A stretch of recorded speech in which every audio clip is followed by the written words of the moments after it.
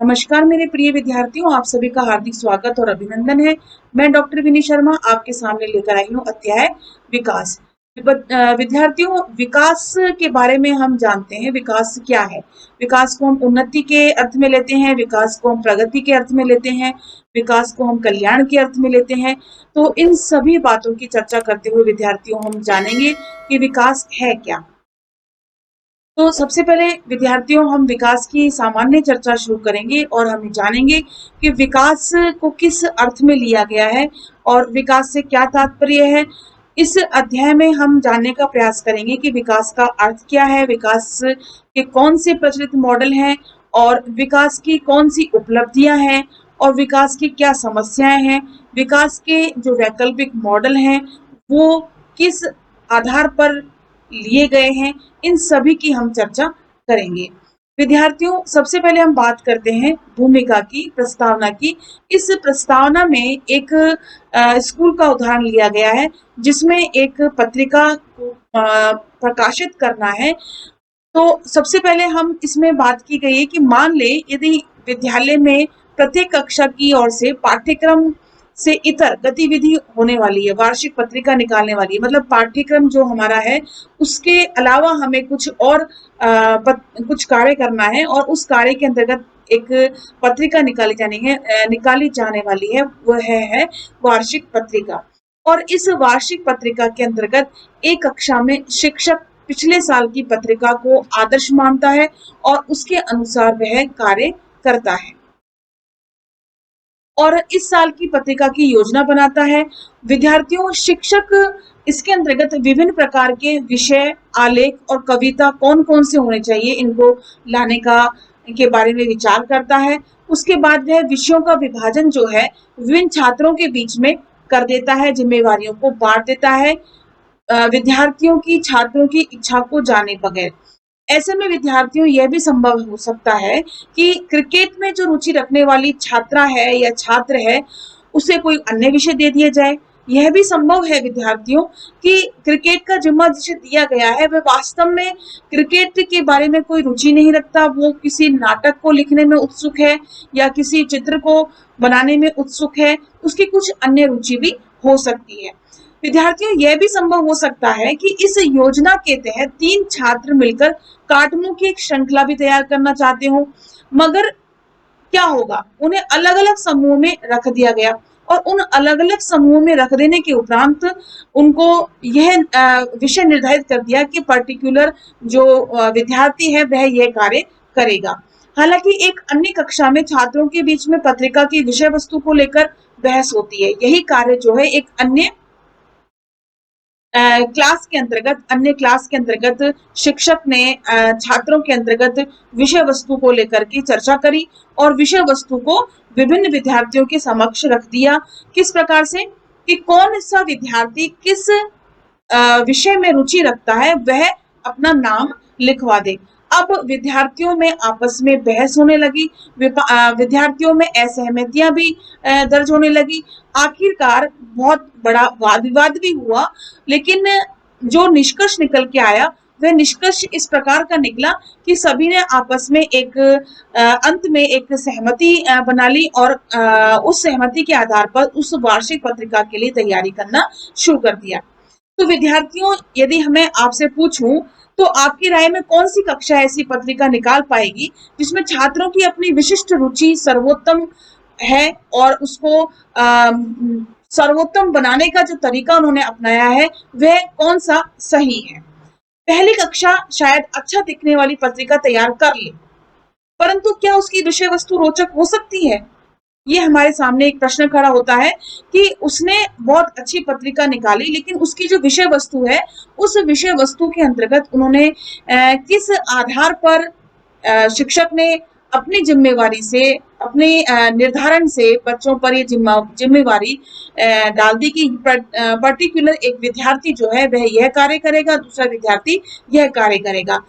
तो कौन सी स्थिति जो है साकार होगी? वो बहुत अच्छी पत्रिका निकाल ले लेकिन उसकी विषय वस्तु इतनी ज्यादा प्रभावशाली होगी, ये हमारे सामने प्रश्न चिन्ह बनता है।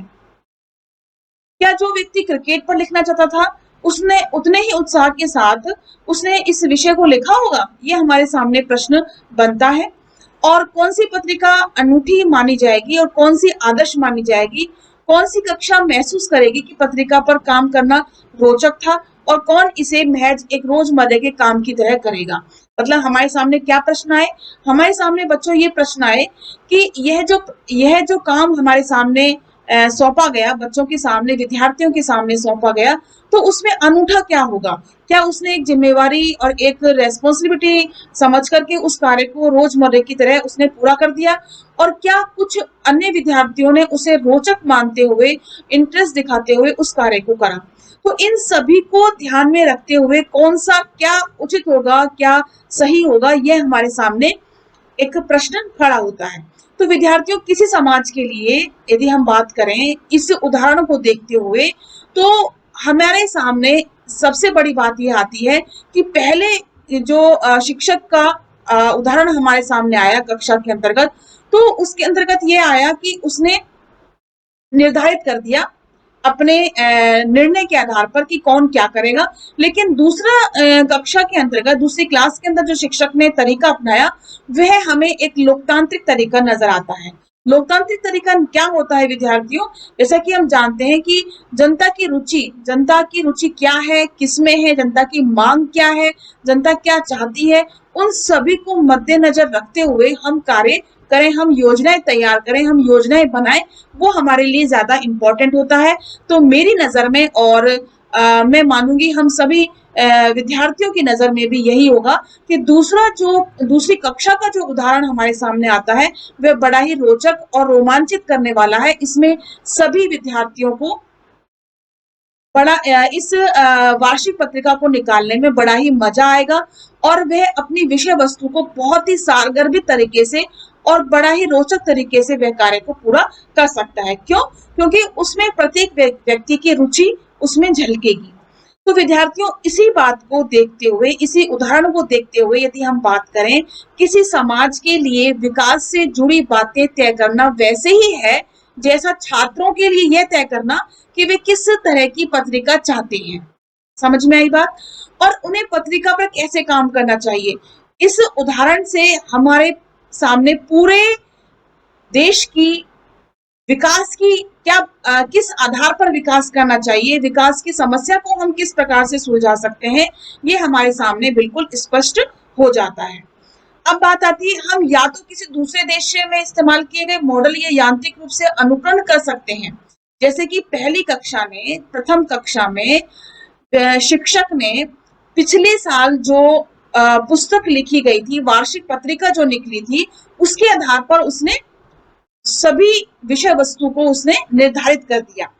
या तो हम इसी प्रकार से जो पिछले साल या हम विभिन्न देशों के द्वारा जो अपनाए गए जो मॉडल्स हैं, उनका अनुसरण करते हुए, उनकी टेक्नोलॉजी का अनुसरण करते हुए हम विकास की परियोजनाएं तय कर सकते हैं, प्लानिंग कर सकते हैं, है ना। एक तो हमारे सामने ये आता है। और नेतागण लोगों के विरोध की परवाह न करते हुए, मतलब नेतागण अगर विरोध करते हैं, लीडर्स विरोध करते हैं, उनकी विरोध की हम परवाह भी नहीं करें और विकास परियोजनाओं को पूरा करने का निर्णय कर लेते हैं, या वे लोगों को साथ लेते हुए लोकतांत्रिक तरीके से आगे बढ़ सकते हैं। तो हमारे सामने दोनों ही बातें आती हैं। या तो हम विभिन्न देशों के मॉडलों को अपना लें कि हाँ भाई, उन्होंने जिस प्रकार से मॉडल्स को अपनाया और परियोजनाएं तय की, योजनाएं तय की, प्लानिंग्स की, और उसका प्रतिफल हमें समझ में आया कि बहुत अच्छी प्लानिंग्स हुई और उसी आधार पर हमने अपना कार्य भी कर लिया। ठीक है, लेकिन और हम इस लोकतांत्रिक तरीके को नहीं अपनाएं और आगे बढ़ते चले जाएं, तो क्या ये हमारे लिए उचित होगा या नहीं होगा, ये हमारे सामने स्पष्ट रूप से समझ में आता है कि वो परियोजनाएं हमारे लिए किस प्रकार की होंगी, उसमें हमें किसी प्रकार की रुचि नहीं दिखाई देगी। लेकिन यदि हम लोकतांत्रिक तरीके से आगे बढ़ते हैं, तो निश्चित रूप से हमारे सामने एक स्थिति किस प्रकार की दिखाई देगी कि हाँ, हम एक इस प्रकार का डेवलपमेंट कर सकते हैं, इस प्रकार का विकास कर सकते हैं, जिसमें हमारी जनता, हमारे नेतागण, हमारे विभिन्न अधिकारी वर्ग रुचि रखते हैं और बहुत ही सहर्ष तरीके से, अपनी रचनात्मक तरीके से उस कार्य को कर सकते हैं। कल्याण और बेहतर जीवन की अभिलाषा के विचारों का वाहक है। तो विकास को हम किन अर्थों में देखते हैं? विकास को हम देखते हैं प्रगति के अर्थ में देखते हैं, उन्नति के अर्थ में देखते हैं और कल्याण के अर्थ में देखते हैं और बेहतर जीवन के अर्थ में हम देखते हैं। तो कोई समाज विकास के बारे में अपनी समझ के द्वारा ये स्पष्ट करता है कि समाज के लिए समग्र रूप से उसकी दृष्टि क्या है, उसका दृष्टिकोण क्या है और उसे प्राप्त करने का बेहतर तरीका क्या है। तो इन सभी के माध्यम से हम विकास के इन समानार्थक शब्दों को हमने जाना और विकास शब्द का प्रयोग हम आर्थिक विकास की दर में वृद्धि के तौर पे करते हैं, समाज के आधुनिकीकरण के अर्थ के तौर में करते हैं और इसी आधार पर हम ये देखते हैं कि हमारी आर्थिक प्रगति किस प्रकार से हुई है, समाज किस प्रकार से अपनी आधुनिकता को लिए हुए है। इन सभी को देखते हुए हम इसका अर्थ लेते हैं। विद्यार्थियों, विकास को आमतौर पर पहले से निर्धारित लक्ष्यों या बांध, उद्योग, अस्पताल जैसी परियोजनाओं को पूरा करने से जोड़कर भी देखा जाता है। हम क्या देखते हैं कि विकास क्या है, कि विकास का अर्थ ये है कि सड़कों का निर्माण किस प्रकार से हो रहा है, अस्पतालों का निर्माण हुआ है कि नहीं, शिक्षा की क्या व्यवस्था है, रोजगार की रोजगार जो है निरंतर मिल रहा है या नहीं मिल रहा है, रोजगार के जो अपॉर्चुनिटीज हैं वो सभी को मिल रही है, नहीं मिल रही है, रोजगार में कितनी वृद्धि हो रही है और सिंचाई के लिए बांधों की व्यवस्था हो रही है, उद्योग कितनी, इंडस्ट्रियल एरिया किस प्रकार से प्रगति कर रहा है। इन सभी को देखते हुए ही हम अर्थ लगाते हैं कि विकास क्या है। विकास का काम समाज के व्यापक नजरिए के अनुसार नहीं होता बच्चों। इस प्रक्रिया में समाज के कुछ हिस्से भी लाभान्वित होते हैं।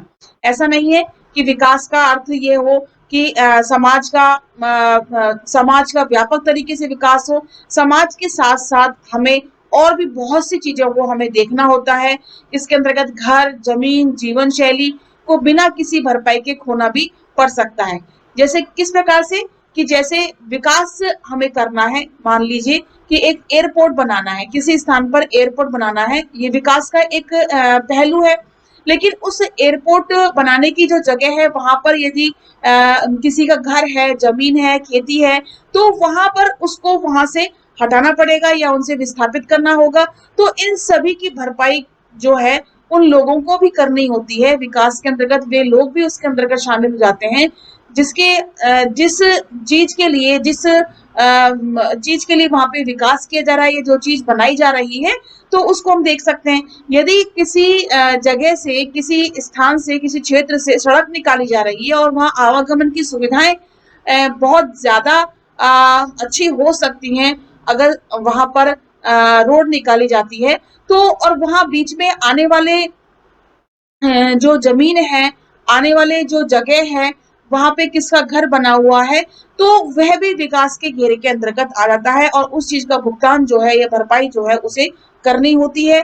और विद्यार्थियों, विकास के क्रम में हम देख सकते हैं कि विकास के क्रम में लोगों के अधिकारों का सम्मान किया गया। क्या विकास के लाभ, बोझ का उचित वितरण हुआ या विकास की प्राथमिकताओं के बारे में फैसले लोकतांत्रिक तरीके से लिए गए। इन सभी चीजों को भी, इन सभी विषयों को भी हमें देखना होगा कि विकास के अंतर्गत किन्हीं व्यक्तियों के अधिकारों का हनन तो नहीं हुआ या उनके अधिकारों का सम्मान करते हुए उन्हें कुछ अन्य चीजें भी उपलब्ध कराई गई। जैसे कि मैंने आपको एयरपोर्ट का उदाहरण दिया, सड़क का उदाहरण दिया, उसके बीच में किसी का घर आता है या किसी खेती आती है, कृषि भूमि आती है, तो उसको उचित मुआवजा दिया जाना भी सरकार की जिम्मेदारी होती है।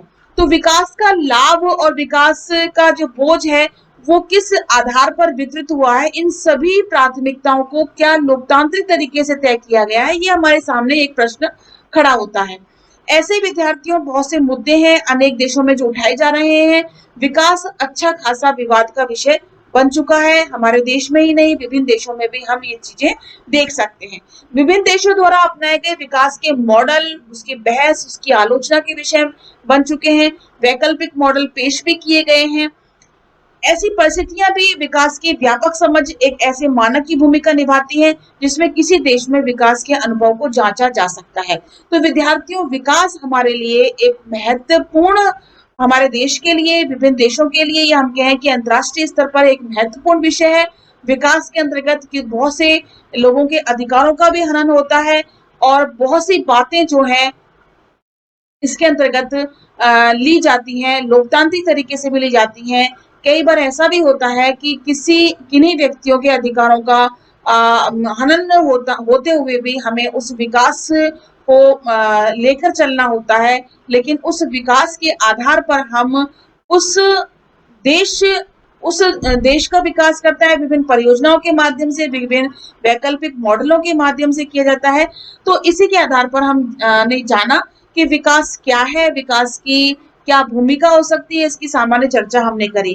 तो विद्यार्थियों, नेक्स्ट वीडियो में हम आपके साथ चर्चा करेंगे विकास की क्या चुनौतियां हैं जो हमारे समक्ष खड़ी होती हैं, उन चुनौतियों का क्या समाधान है। इसी के साथ ही हम इस वीडियो को यही समाप्त करते हैं। धन्यवाद एंड नमस्कार।